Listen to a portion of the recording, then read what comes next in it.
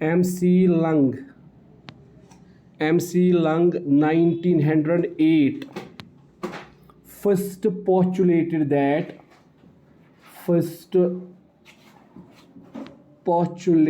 that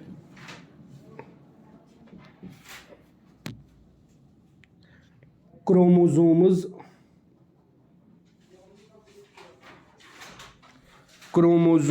play an important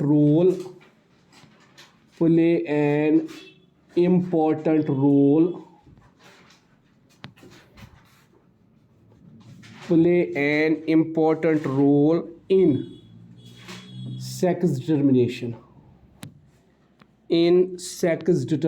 तो बेटा MC lung ने पहली बार बेटा हमें बताया क्रोमोसोम्स प्ले करते हैं इंपॉर्टेंट रोल किसके अंदर, सेक्स डिटर्मिनेशन के अंदर। और बेटा इसने हमें बताया chromosomes are of two types. क्या बोला बेटा? हम कैसे सेक्स डिटरमाइन करें, किसकी? ऑफस्प्रिंग की, ठीक है बेटा। तो हम कहते हैं, इसने कहा chromosomes are of two types, दो किस्म के क्रोमोसोम्स होते हैं। पहले किस्म के क्रोमोसोम को हम बेटा बोलते हैं ऑटोसोम्स। क्या बोलते हैं बेटा? ऑटोसोम्स, जिनका मेन काम क्या है बेटा? विच control normal body functions, which control normal body functions other than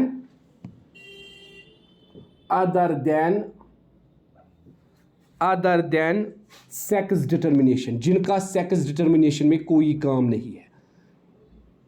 other than sex determination, इनको बेटा हम बोलते हैं ऑटोसोम्स। दूसरे क्रोमोसोम्स, उनको हम बोलते हैं या तो सीधे सेक्स क्रोमोसोम्स, या उनको बेटा हम बोलते हैं allosomes. ALLOSOMES, allosomes. which determine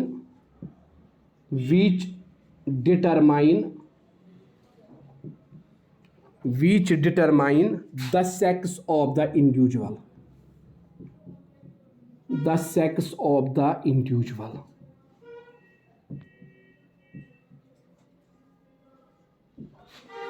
तो इसने कहा क्रोमोसोम्स दो किस्म के हैं। पहले इसने बेटा डिस्कवर किया 1908 में कि क्रोमोसोम्स ही इंपॉर्टेंट रोल प्ले करते हैं सेक्स डिटर्मिनेशन के अंदर। उसके बाद इसने कहा chromosomes are of two types, autosomes which control normal body function other than sex determination, sex chromosomes या allosomes which determine the sex of the individual. अब मसला ये रहा, how chromosomes play an important role in sex determination. उसके लिए इसने क्या बोला, आप नीचे लिखिए बेटा, सेल्यूलर डीएनए, इसके नीचे बेटा लिखिए सेल्यूलर डीएनए, जो बेटा सेल का क्या होता है? DNA. Cellular DNA is the information source for making proteins in the cell. जो सेल के अंदर डीएनए होता है वो क्या होता है बेटा? Cellular DNA is the information source for making proteins in the cell. जो सेल के अंदर डीएनए होता है उसी के अंदर इंफॉर्मेशन होती है, किसके लिए? प्रोटीन्स के लिए, प्रोटीन सिंथेसिस के लिए। उसके बाद A section of DNA that provides information, a section of DNA that provides information for one protein is called gene for that protein। जो डीएनए का एक सेक्शन होता है जिसपे एक प्रोटीन के लिए इंफॉर्मेशन होती है, उसको हम क्या बोलते हैं? जीन। उसके बाद बेटा is called gene for that protein, full stop. Genes or sections, genes or sections or segments, genes or sections or segments of DNA, that are carried on the chromosomes, that are carried on the chromosomes.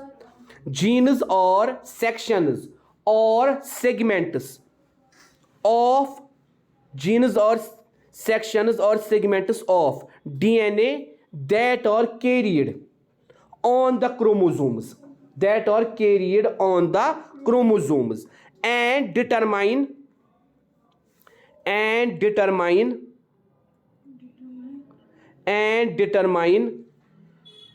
specific organisms characters, specific organisms characters, organisms characters such as height, color, ठीक है बेटा, etcetera. इसीलिए इसने कहा क्योंकि ये जो chromosomes है इनके अंदर क्या होती है, जेनेटिक इंफॉर्मेशन ऑफ डीएनए. इसीलिए यही क्रोमोसोम्स क्या काम करते हैं, इन्हीं क्रोमोसोम्स की वजह से बेटा सेक्स डिटरमिनेशन होती है. अब देखिए बेटा, हमने कहा बेटा हमारी बॉडी में दो किस्म के क्रोमोसोम्स होते हैं ह्यूमन बॉडी में, sex chromosomes and autosomes.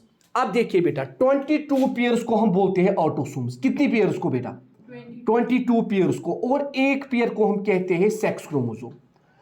22 means 44, 1 pair means 2. कितने आए टोटल में, 46. कितने आए बेटा टोटल में, 46. तो हम कहते हैं बेटा खाली डिफरेंस कहां पे है, 22 पेयर्स दोनों में सेम है, मेल्स में भी और फीमेल्स में भी. ये जो 8 पेयर है ये डिफरेंट है. फॉर फीमेल्स ये क्या होती है, x and x. For mails ये क्या होती है बेटा, एक्स एंड वाई. तो यहां पे बेटा डिफरेंस है, वरना 44 क्रोमोसोम 22 पेयर्स ये सारी सेम होती है. जो 23 पेयर है, मतलब ये हुई ना बेटा 23rd पेयर, मतलब 22 + 1 23. ये जो 23rd वाली पेयर है, ये जो एक ही पेयर है, यहां पे बेटा स्ट्रक्चर में डिफरेंस है. यहां पे फीमेल्स में बेटा XX है और मेल्स के अंदर बेटा XY है. उसके बाद हम बेटा कहते हैं ये जो दो डिफरेंट क्रोमोसोम्स है X एंड Y. आप देखिए यहां से हमेशा आपको क्या मिलेगा, X. यहां से आपको क्या मिल सकता है बेटा, Y. ठीक है बेटा, X आपको हमेशा यही से मिलेगा. उसके बाद वहां भी मिल सकता है, मगर बेटा हम कहते हैं जो आज हमारी सोसाइटी बोलती है किसी गर्ल को ज्यादा लड़कियां पैदा होती है, शायद इसी के अंदर दोष है.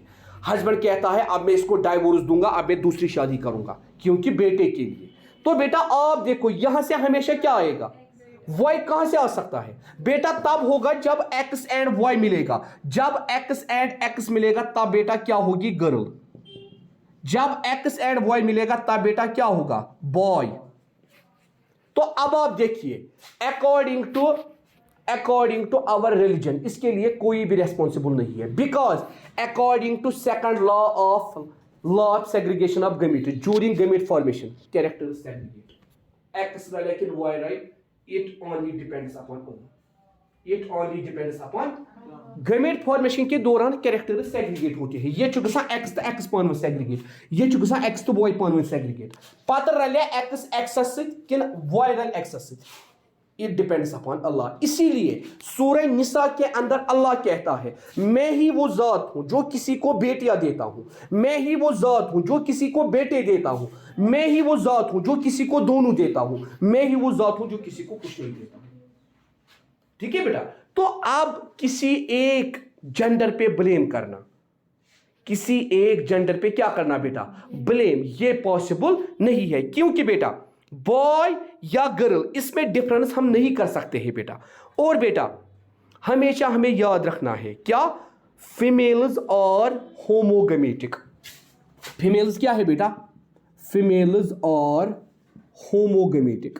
होमो का मतलब क्या है बेटा? Same. Homogametic, homogametic that is they produce only one type of gametes. ठीक है बेटा? They produce, that is they produce only one type of gametes, one type of gametes, ओवा या एग जिसको हम बोलते हैं, ओवा। ठीक है बेटा? Having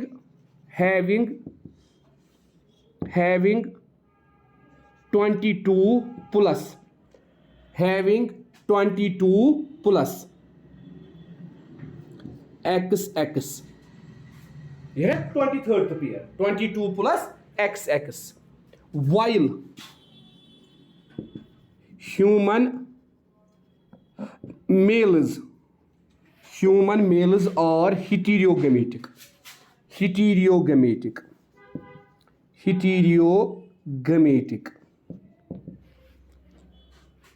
that is they produce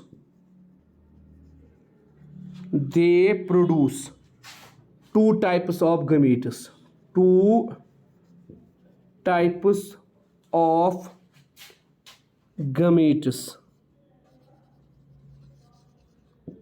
और sperms, जिसको बेटा हम कहते हैं having 22 plus XY, 22 plus XY।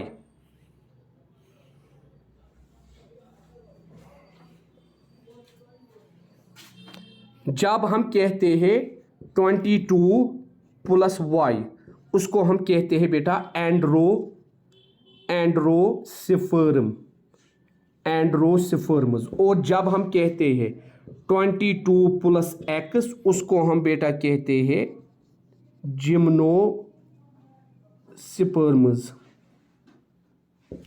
Mail के अंदर है दो, 22 plus Y, 22 plus X। Girls में दोनों एक ही है, XX।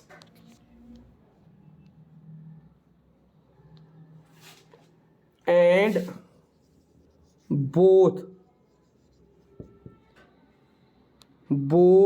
type of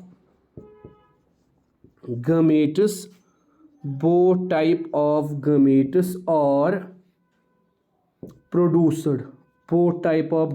are produced in equal amount, ये बेटा बराबर इक्वल अमाउंट में प्रोड्यूस होते हैं। फिर बेटा क्या होता है? During fertilization there are equal chances, either Y remains dominant और एक्स रिमेन्स डोमिनेंट। जब बेटा फर्टिलाइजेशन होती है, जब फ्यूजन होता है मेल और फीमेल गमेट का, ईदर एक्स डोमिनेंट्स ऑन वाई और वाई डोमिनेंट्स ऑन एक्स।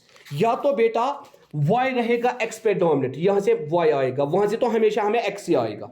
या तो बेटा x रहेगा डोमिनेंट, y पे x आएगा यहां से। तो बेटा अगर हम इस लिहाज से लेंगे, इस लिहाज से फिर कौन रेस्पॉन्सिबल होना चाहिए? मेल। इस लिहाज से फिर कौन रेस्पॉन्सिबल होना चाहिए बेटा? मगर हम कहते हैं बेटा ना मेल रेस्पॉन्सिबल है ना फीमेल रेस्पॉन्सिबल है, क्योंकि बेटा ये सब कुछ कहां तक है बेटा? ये सब कुछ अल्लाह तक है कि वो किसको किसके साथ मिलाएगा। या बेटा कभी कभार ना X मिलता है ना Y मिलता है, या कभी कभार खुदा न खास्ता तीसरे किस्म का जेंडर आता है because of abnormal number of chromosomes. तो हम कहते हैं बेटा हमेशा 44 प्लस XX जो बेटा मदर में होता है, और बेटा यहां से 44 प्लस XY जो बेटा किस में होता है? फादर के अंदर।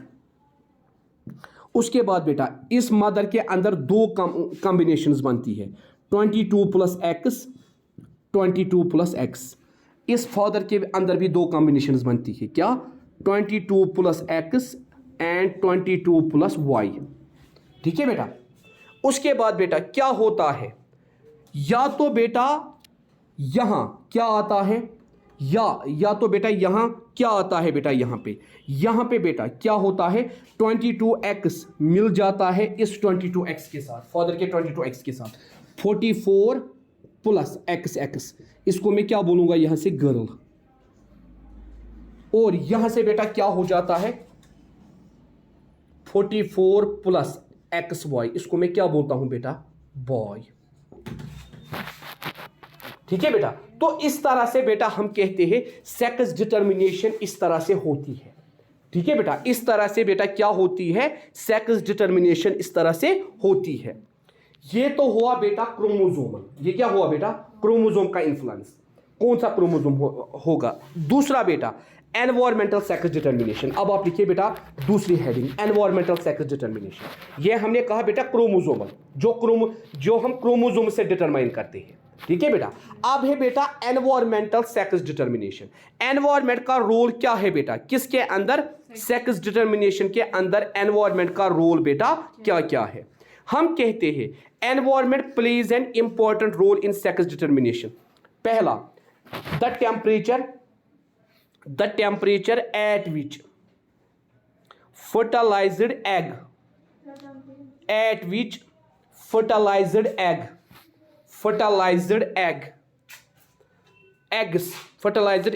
are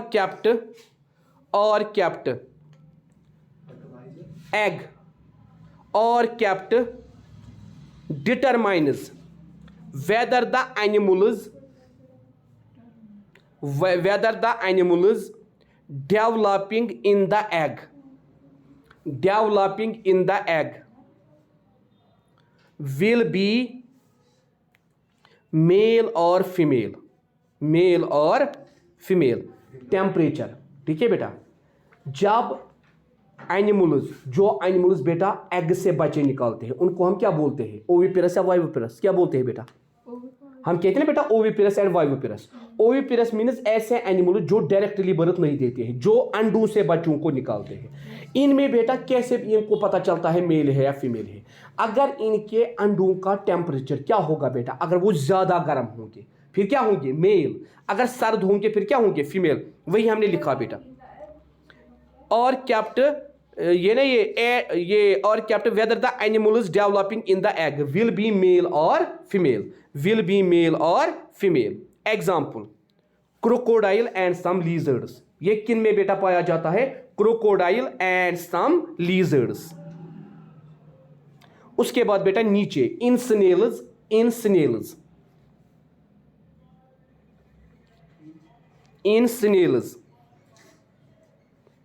individual can change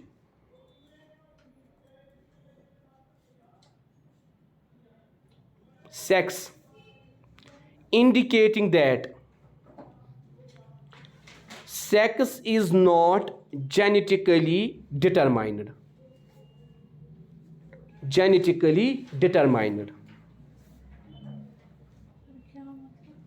मतलब बेटा हम कहते हैं स्नेल्स के अंदर क्या होता है, स्नेल्स के अंदर उनको सीधे महसूस होता है, स्नेल्स को क्या होता है बेटा सीधे महसूस होता है, ये जो हमने सेक्स रिसीव की है अपने पार्टनर से, क्या ये जेनेटिकली डिटरमाइंड है या नहीं है, कैसे, दैट इज आप लिखिए I.E OPH और YOTROCHA ऑफरी टॉर्चा is male in young stage। OPH और YOTROCHA is male in young stage and becomes female later on maturity। ये बेटा किन के अंदर है, स्नेल्स के अंदर। किन के अंदर बेटा, स्नेल्स के अंदर। अब देखिए बेटा ह्यूमन बॉडी में एनवायरनमेंट की जरूरत क्या है। ह्यूमन बॉडी का मतलब है यहाँ बेटा एनवायरमेंटल इम्पैक्ट क्या पड़ता है, यहाँ बेटा एनवायरमेंटल इम्पैक्ट ये पड़ता है। आप सबको बेटा मालूम है हमारी बॉडी का टेम्परेचर क्या रहना चाहिए बेटा नॉर्मल। इसीलिए बेटा हम कहते हैं कभी भी बेटा ड्यूरिंग फीवर कभी भी बेटा सेक्स कपलेशन नहीं करनी चाहिए। मतलब जो एक कपल है उनको कभी भी, अगर दोनों में से एक को फीवर है, दोनों में से एक को क्या है बेटा, फीवर है, बहुत ज्यादा फीवर है, उनको बेटा फिर सेक्सुअल इंटरकोर्स नहीं करना चाहिए। ठीक है बेटा, पहली चीज। दूसरी चीज, ड्यूरिंग द पीरियड्स, मिसाल के तौर पर आपको बेटा मालूम होना चाहिए पीरियड बेटा तब स्टॉप होता है एक गर्ल का आफ्टर मैरिज, जब वो बेटा प्रेगनेंसी में आती है, वरना बेटा प्रेगनेंसी के ये ना मैरिज के बाद भी ये पीरियड्स कंटिन्यू होते हैं। तभी ये स्टॉप होता है जब एक गर्ल क्या रहती है, प्रेग्नेंट, तभी ये पीरियड्स क्या होते हैं बेटा, स्टॉप होते हैं। एक हस्बैंड को इस बात का ख्याल रखना है ड्यूरिंग पीरियड्स उसको अपनी वाइफ के साथ सेक्सुअल इंटरकोर्स नहीं करना है, बिकॉज ऑफ एनवायरमेंट, क्योंकि बेटा ये एनवायरमेंट सूटेबल नहीं होता है किसके लिए बेटा। इवन हमारा कुरान कहता है अगर किसी मर्द ने जबरदस्ती अपनी वाइफ के साथ पीरियड्स के दौरान सेक्सुअल इंटरकोर्स किया, आख वरियो तमिस 400 कोड़ बेहियो तमिस दिरहम जुर्माना।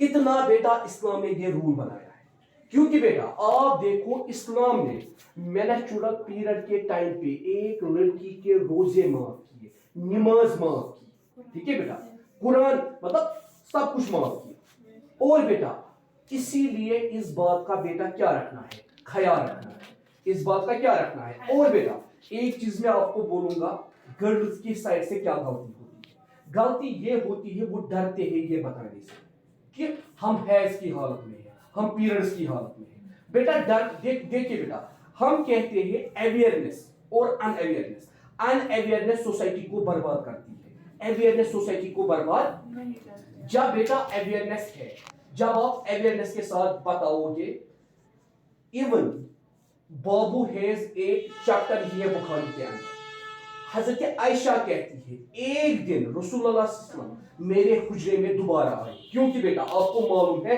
उनकी 10 बीवियां थी और हर किसी बीवी के पास जाने का टाइम होता था कि किस दिन किस बीवी के पास नहीं थे। एक दिन उनका वो एक दिन हजरत खदीजा के पास नहीं, हजरत उम्मे सुलमा के पास नहीं गई, वो मेरे ही हुजरे में वापस आ गई। मतलब अब किसी वाइफ को एक दिन मिलता था, किसी को आधा दिन मिलता था, मतलब टाइम डिस्ट्रीब्यूटेड था। वो कहते हैं रसूलुल्लाह सल्लल्लाहु अलैहि वसल्लम मेरे हुजरे में क्या आए बेटा, वो